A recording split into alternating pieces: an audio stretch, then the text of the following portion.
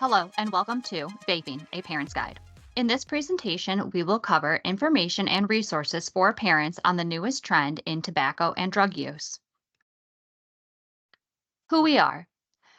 Hillsborough County Anti-Drug Alliance, or the HCADA, has been active in the community and supportive of law enforcement, the court system, prevention agencies, and substance abuse treatment providers since 1989.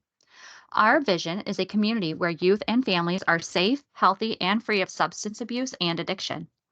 Our mission is to plan and implement strategies to prevent and reduce youth and adult substance use and misuse by promoting healthy communities in our county through education, collaboration, and advocacy. In this presentation, we will cover information and resources for parents. Today, we will be answering questions such as what is vaping? What does it look like? Is it that big of a deal? What are they vaping? How can I talk to my teen about vaping? And isn't it safer than cigarettes? So, what is vaping? Vaping is the inhaling of a vapor created by an e cigarette. An e cigarette is a battery powered smoking device used to heat liquid in cartridges to produce a vapor to be inhaled.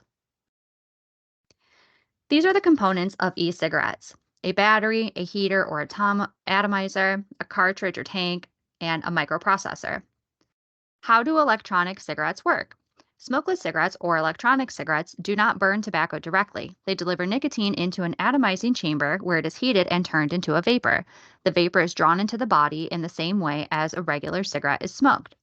You can see in the image here that the LED light lights up when the smoker draws on the cigarette. The microprocessor controls the lighter and heater. The battery powers the cigarette. The sensor detects when the smoker draws on the cigarette or inhales. The heater vaporizes the nicotine, and the cartridge holds the nicotine and other flavors in propylene glycol. The absorbent material or cotton, nicotine, propylene glycol, vegetable glycerin, and flavorants. Here are the current use of select tobacco products among high school students in 2019 and 2020.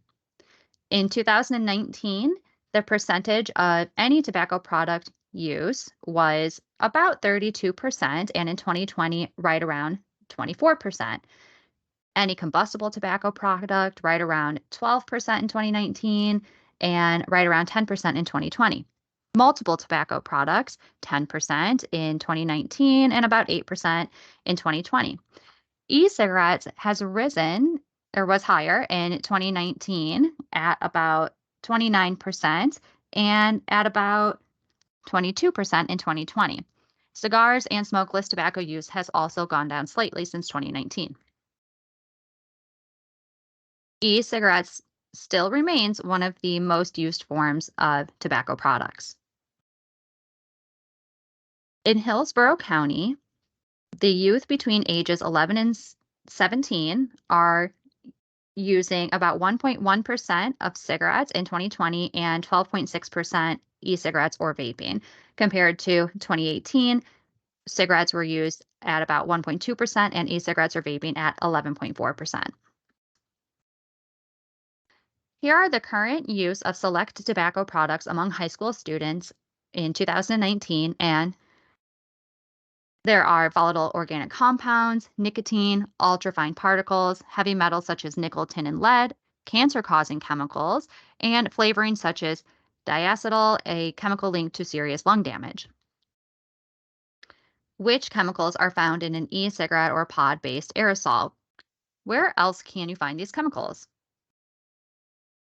Propylene glycol is an antifreeze. Acetone is a nail polish remover. Formaldehyde is used as an embalming fluid. Ethylbenzene is in paints and pesticides. Acrolein is in weed killer. And rubidium is in fireworks. How many cigarettes are in a pod?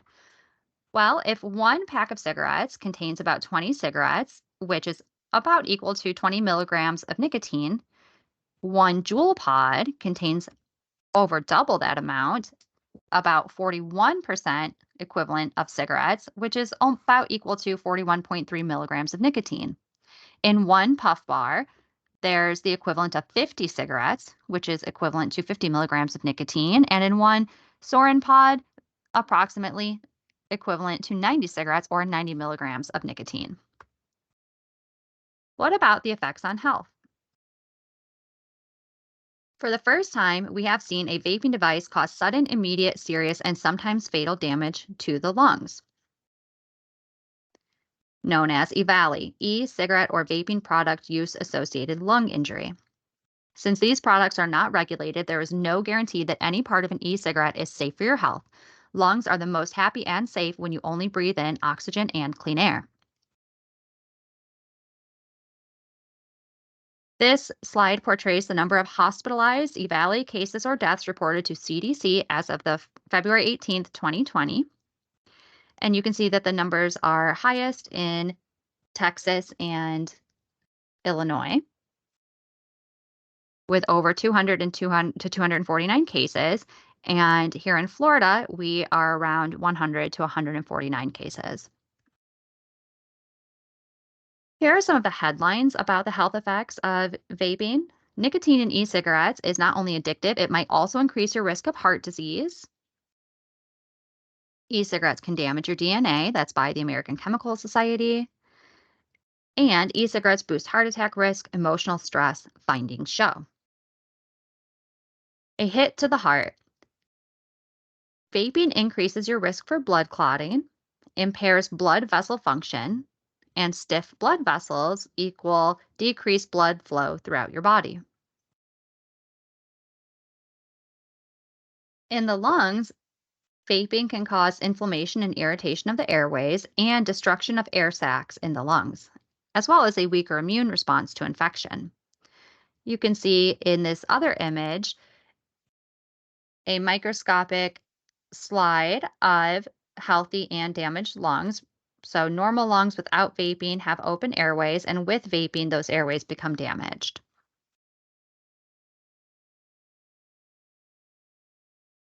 The good news is that your risk for heart attack does go down immediately after you stop smoking or vaping. And I believe this slide did have an animation that isn't showing here. So, the um, we know that heart disease is impacted by exercise, family history, diet, and race, but it increases when you use e-cigarettes to 2 to 5 times higher, but goes down immediately after you stop smoking or vaping, which is why it's a good idea to quit sooner. But there are also dangers in secondhand aerosol. So you might have heard of secondhand smoke. Well, that is also a concern with vaping. And that secondhand aerosol contains harmful chemicals such as nicotine, ultrafine particles, cancerous chemicals, volatile organic compounds, and heavy metals. And there's also something called third-hand aerosol or third-hand smoke, which is when the nicotine and other harsh chemicals are left lingering on your furniture and in your car and in your clothing, which can affect everyone who's in those spaces, but are in particular dangerous to people who are extra close to those surfaces, such as babies or your pets. So, talk to your kids about e cigarettes.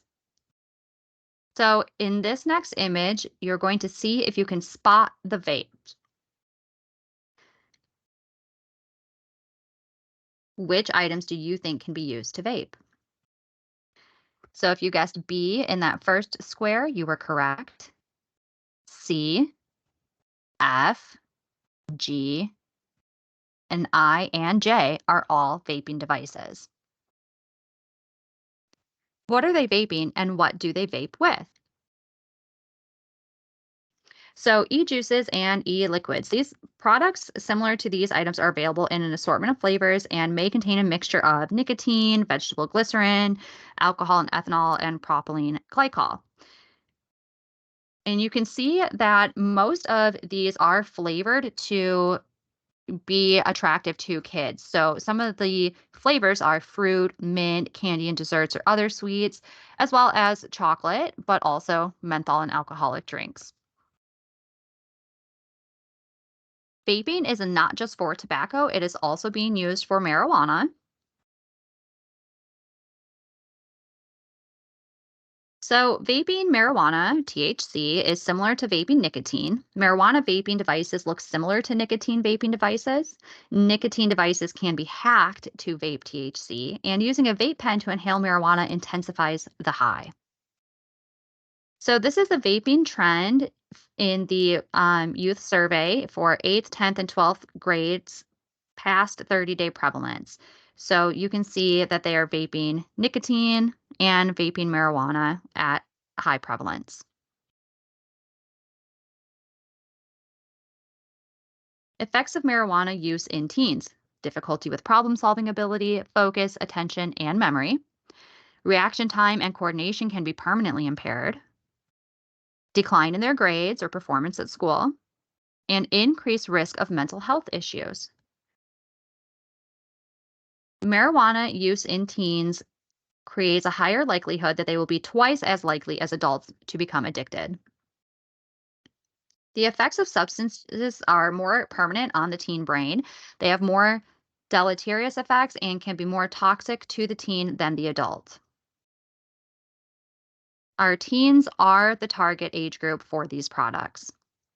So, e juices and e liquids. These products, similar to these items, are available in an assortment of flavors and may contain a mixture of nicotine, vegetable glycerin, alcohol and ethanol, and propylene glycol. So Big Vape says, fact, Juul Labs is not big tobacco. We are an independent vapor company on a mission to eliminate cigarettes. But we know from the previous slide that there's more, the equivalent of more cigarettes in one of those Juuls than there is in an entire pack of cigarettes. It was over double. The makers of Marlboro cigarettes have invested $12.8 billion in Juul Labs. So follow the money.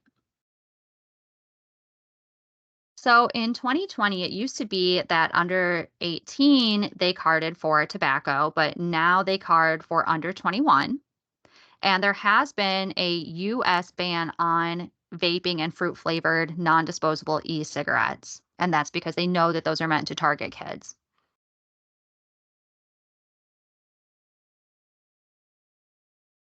So, how can parents help? And this YouTube video we will link up on our channel as well. So we won't watch it here, but if you want to view this youth e-cigarette addiction, protect your kids parent talk, we will link that up for you there. But let's talk about it. So communication is key. Strategies and information to help you communicate effectively with your teen. Listen.